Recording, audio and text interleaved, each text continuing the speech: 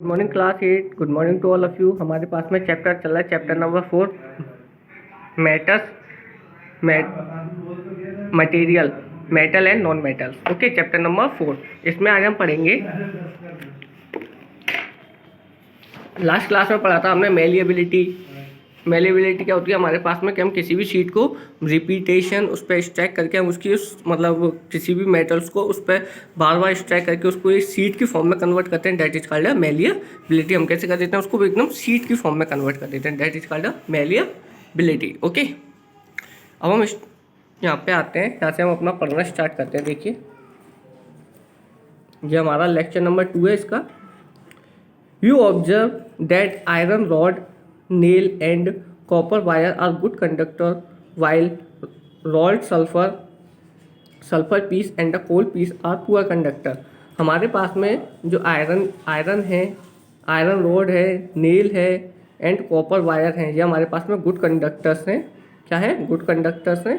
और जो हमारे पास में सल्फर है, कोल है, ये हमारे पास में पुअर कंडक्टर है। यानी कि इनके अंदर से जो हमारे पास आयरन है, कॉपर है, इनके अंदर से अपने पास में इलेक्ट्रिसिटी फ्लो हो सकती है और इनके अंदर से अपने पास में इलेक्ट्रिसिटी फ्लो नहीं हो सकती, यानी करंट फ्लो हो सकता है, करंट फ्लो नहीं हो सकता। जिनके अंदर से करंट फ्लो नहीं होता वो पुअर कंडक्टर, जिनके पास से जिनके अंदर से करंट फ्लो हो जाता है वो होते हैं good conductor of electricity. Okay, चलिए स्टार्ट करते हैं। सॉरी स्टूडेंट्स, आज थोड़ा डिस्टर्बेंस हो रहा है। स्टार्ट करते हैं। देखिए, where do you find the use of aluminium and copper wires? Have you seen wire of coal? Definitely not. यानी कि आपने एल्यूमिनियम और कॉपर के वायर्स तो देखे होंगे, लेकिन कभी आपने कोल का वायर देखा है? नहीं देखा, क्योंकि the property of a metal by which it can be drawn into wire is called ductility. यानी कि जो हमारे पास में इसकी प्रॉपर्टी होती है जिससे हम क्या करते हैं, जो किसी भी मेटल्स को मतलब हीटअप करके उसको ड्रॉन करते हैं, उसको खींच सकते हैं, उसको बोलते हैं हम डक्टिलिटी। क्या बोलते हैं? डक्टिलिटी। तो what is ductility? The property of a metal by which it can be drawn into a wire. यानी कि मेटल की वो प्रॉपर्टी जिसको हम खींच के किसी वायर की फॉर्म में कन्वर्ट कर सकें, दैट इज कॉल्ड डक्टिलिटी। आप देख सकते हैं, देखिए मैं आपको और भी ढंग से दिखाता हूँ। Ductility, the property of metal, underline करते चलेंगे, the property of metal by which it can be drawn into wire is called ductility. मैं जिसके नीचे अंडरलाइन कर रहा हूँ आप भी अंडरलाइन करते चलेंगे। Have you ever notice the difference in sound on dropping an iron sheet plate and a metal coin and piece of a coal on the floor? If not, you can try now. What do you note any different in the sounds of produce? जब हम किसी भी iron मतलब किसी metals को हम drop करते हैं किसी भी फर्श पर, या फिर हम किसी जैसे कि हमारे पास कोई भी जो नॉन मेटल्स हैं उनको हम ड्रॉप करते हैं, तो उनकी साउंड में भी क्या होता है, हमारे पास में डिफरेंस होते हैं। जो हमारे पास में मेटल्स हैं वो हमें एक पर्टिकुलर एक ज़्यादा साउंड प्रोड्यूस करते हैं, जो हमारे नॉन मेटल्स हैं वो हमारी ज़्यादा साउंड प्रोड्यूस नहीं करते हैं। फॉर एग्जाम्पल्स देखिए, अगर मेरे पास में ये क्या है, एक पेंसिल है, अगर मैं इसको ऐसे ड्रॉप करता हूँ तो मेरे पास में ये इतनी साउंड प्रोड्यूस नहीं करती है ना। लेकिन अगर मान के चलिए ये मेरे पास में छोटी सी एक की भी है, सपोज डैट मैं भी आपको दिखाता हूँ, जस्ट अ मिनट। अगर मेरे पास में एक की है, अगर मैं इसको ड्रॉप करता हूँ तो देखो ये अपने पास में एक अलग ही साउंड प्रोड्यूस करती है। ये अपने पास में देखो अलग साउंड प्रोड्यूस की, और हमने इसको ड्रॉप किया तो ये तो पेंसिल तो इससे बड़ी है तो भी ये इतनी प्रोड्यूस नहीं कर पा रही है। लेकिन अगर मैं इसको ड्रॉप करता हूँ तो ये हमारे पास में एक अलग ही साउंड प्रोड्यूस कर रही है। देखिए ये तो अभी इस पर किताब के ऊपर पड़ गई है ना, इसने अलग ही साउंड प्रोड्यूस किया। तो ये हमारे पास में जो मेटल्स हैं वो अपनी अच्छी साउंड प्रोड्यूस करते हैं और नॉन मेटल्स अपनी इस तरीके की साउंड प्रोड्यूस नहीं कर पाते हैं। अब हम पढ़ेंगे, have you seen wooden bell in temple, can you give a reason? देखिए, जब हम टेम्पल्स में भी जाते हैं तो कभी आपने लकड़ी की वो देखी है क्या, बेल? क्योंकि वो हमारे पास में इतनी अच्छी साउंड प्रोड्यूस नहीं कर पाती है, इसलिए हम कभी लकड़ी की बेल नहीं लगाते हैं। The things made up of a metal produce in ringing sound when struck hard. अगर हम इसको ज़्यादा, जैसे आपने रिंगिंग साउंड होती है ना, वो भी हमारे पास में किसकी होती है, मेटल्स के द्वारा ही होती हैं। Suppose you have two box similar in a appearance, one made up of a board and one of the metals. You can you tell which box is made up of metal and strike both the boxes. अगर हमारे पास में कोई भी दो boxes हैं, एक metals का है और एक लकड़ी का है, अगर हम दोनों को स्ट्राइक करें तो हम आसानी से पहचान सकते हैं कि इसमें से कौन सा लकड़ी का है और कौन सा मेटल्स का है। Which metals produce ringing sound, they are said to be a sonorous. जो हमारे पास में मेटल्स हैं वो क्या करते हैं, रिंगिंग साउंड प्रोड्यूस करते हैं, इसी को हम क्या कहते हैं, सोनोरस, SONOROUS, सोनोरस। जो हमारे पास में मेटल रिंगिंग साउंड प्रोड्यूस करते हैं, that is called a sonorous. The materials other than a metals are not sonorous. जो हमारे पास मटेरियल्स होते हैं उनमें सिर्फ मेटल्स ही सोनोरस होते हैं, बाकी हमारे पास में सभी सोनोरस नहीं होते हैं।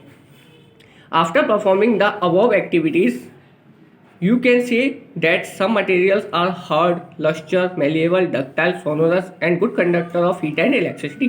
तो हम अभी तक हमने जितना पढ़ा है उसके आधार पर हम ये कह सकते हैं कि हमारे पास में जो मेटल्स होते हैं वो हमारे पास में कैसे होते हैं, hard, lustre, malleable, ductile, sonorous and a good conductor of heat and electricity होते हैं। The materials which generally possess these properties are called a metals. जो हमारे पास में मटेरियल इस तरीके की प्रॉपर्टीज को शो करते हैं वो होते हैं हमारे पास में metals. The example of the metals are iron, copper, aluminum, calcium, magnesium, etc. In contrast, materials like coal and sulfur are soft and dull in appearance। जो हमारे पास में सल्फर क्या होते हैं, सॉफ्ट होते हैं एंड डल होते हैं। जो हमारे कोल एंड सल्फर है वो क्या होते हैं, सॉफ्ट और डल होते हैं। They break down into a powder mass on trapping with a hammer. अगर हम इनको हैमर से स्ट्राइक करेंगे तो ये पाउडर की फॉर्म में कन्वर्ट हो जाते हैं। They are not a sonorous and they poor conductor of heat and electricity. तो this materials are called non metals. हमारे पास में ये मटेरियल्स क्या कहलाते हैं, नॉन मेटल्स कहलाते हैं। The example of the non metals are sulphur, carbon, oxygen and phosphorus. ये हमारे पास में नॉन मेटल्स के एग्जाम्पल है, sulphur, carbon, oxygen and phosphorus etcetera. Okay, chemical property of the metal और non metals. You are familiar reaction with oxygen, oxygen के साथ में रिएक्ट कराना। You are familiar with the phenomena of rusting of iron, हम rusting of iron के phenomena से अच्छे खासे परिचित हैं। Recall the reaction by which rust is formed. You had also performed in class 7 an activity of burning a magnesium ribbon in air. You had learned that in the both of the properties process oxide formations takes place. Complete of the following reactions of iron and magnesium with oxygen। हमारे पास में क्या होता है कि rusting of iron है, ये एक प्रोसेस है कि जिसमें हम क्या होता है कि आयरन है उसको क्या होता है, रस्ट लगने लग जाती है, यानी कि जंग लगने लग जाती है। इसमें हमारे पास में क्या होता है, हमने एक 7th क्लास में एक्टिविटी भी की थी जिसमें हम क्या करते हैं, magnesium ribbon in the air. जो मैग्नीशियम रिबन है उसको एयर की प्रेजेंस में हम बंद करते हैं and both of the process of oxide formation take place. और हमारी इस प्रोसेस में ऑक्साइड फॉर्मेशन होता है complete the following reactions of iron and magnesium with oxygen. जो हमारे पास में आयरन, मैग्नीशियम और ऑक्सीजन की रिएक्शन है वो इस प्रकार है, आयरन, ऑक्सीजन, वाटर। तो ये क्या बनते हैं, iron plus oxygen plus water क्या बनते हैं, magnesium plus oxygen, magnesium plus oxygen form होती है। अगर हमारे पास में आयरन, ऑक्सीजन और वाटर है तो इससे क्या फॉर्म होगा, और मैग्नीशियम प्लस ऑक्सीजन है तो इससे क्या फॉर्म होगा। तो इसकी हमारे पास रिएक्शन है, इसको आप कंप्लीटली देख सकते हैं। ओके, ये रिएक्शन है, ये हमें कंप्लीट करनी है, कंप्लीट नहीं है। ओके, अब हमारे पास में आते हैं इस पर। Now recall the activity of burning magnesium ribbon. The ash obtained of burning magnesium ribbon is dissolve in water and test for its acidic and basic nature. हमारे पास में क्या किया हमने, मैग्नीशियम रिबन को बर्न किया, फिर हमने इसकी जो एस होती है ना, जो the S of obtain on burning magnesium ribbon is dissolve in water. फिर हमारे पास में जो इसकी एस हुई ना मैग्नीशियम रिबन की, इसको हमने वाटर में डिजॉल्व किया। फिर हमने इसको चेक किया, इट इज एसिडिक नेचर और basic nature. Is the solutions acidic और बेसिक, क्या सॉल्यूशन हमारा एसिडिक था या बेसिक था। How do you certain this, you must have observe that the red litmus turns blue. हमारे पास में जो रेड लिटमस था वो कैसा हो गया, ब्लू हो गया।